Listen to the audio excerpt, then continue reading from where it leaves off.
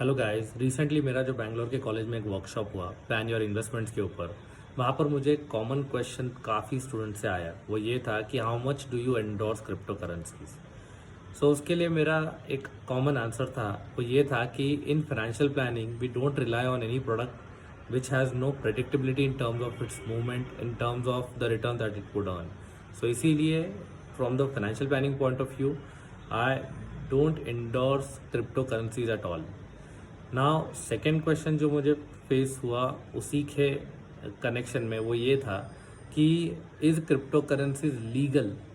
Now इस पे भी मेरा स्टांस ऐसा था, या जो मेरा अंडरस्टैंडिंग वो ऐसा है कि क्रिप्टो करेंसीज के लीगैलिटी पे अभी तक कोई भी प्रॉपर स्टेटमेंट या ऑफिशियल स्टेटमेंट आया नहीं है।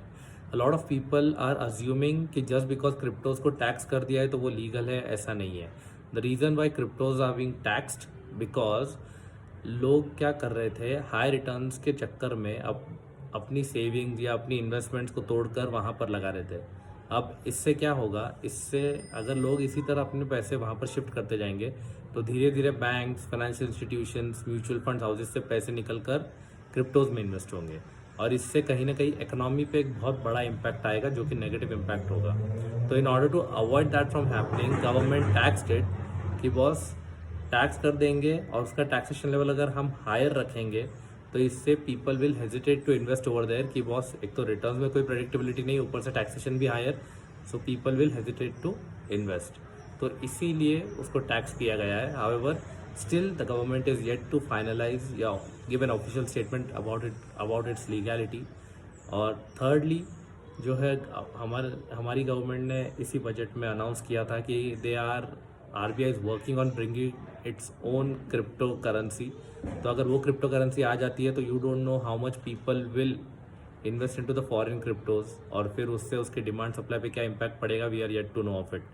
सो इसीलिए इन टर्म्स ऑफ लीगैलिटी तो आप ये एक दिमाग से निकाल दीजिए कि वो लीगल है। आई एम नॉट सेइंग कि वो इलीगल है, बट अगेन वो लीगल भी नहीं है।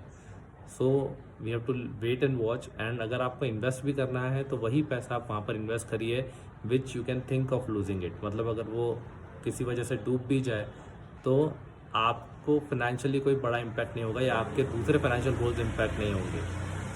सो invest only what you can afford to loose.